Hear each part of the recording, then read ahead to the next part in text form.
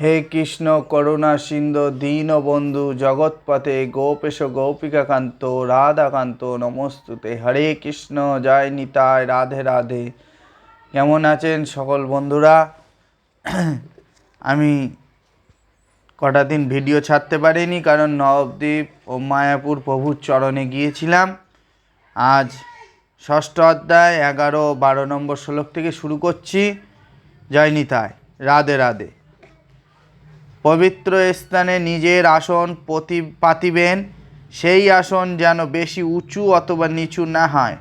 কুশের ওপর ব্রাহ্মচর্ম মৃগচর্ম দ্বারা নির্মিত আসনের ওপর উপবেশন পূর্বক নিজের মনকে একগ্র করিয়া শুদ্ধ চিত্তে যোগ করিবেন।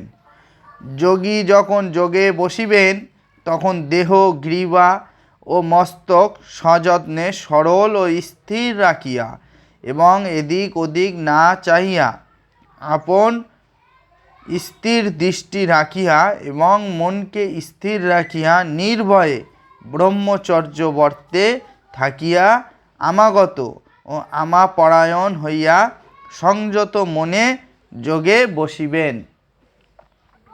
এইভাবে যোগী সবসময় মনকে সমাহিত করিয়া সকল সংশয় ত্যাগ করিয়া আমাতে লীন হইয়া শান্তি লাভ করিয়া থাকেন। হে অর্জুন, যে অতিরিক্ত ভোজন করে অথবা উপবাসী থাকে, আবার যে অতিরিক্ত নিদ্রা অথবা সমস্ত রাত্রি জাগিয়া থাকে, তাহার যোগ হয় না।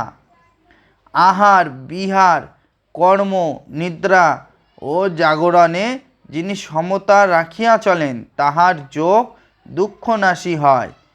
যাহার মন সংযত ও আত্মাতেই অবস্থান করে এবং কামনায় স্পৃহা থাকে না, তখনই তাহাকে যোগী বলা হয়।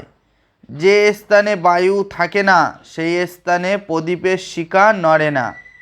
সেই প্রকার যোগী যদি মনকে সংযত করিয়া যোগমুক্ত হন, তাহা হইলে তাহাকে প্রদীপের সহিত তুলনা করা যায়।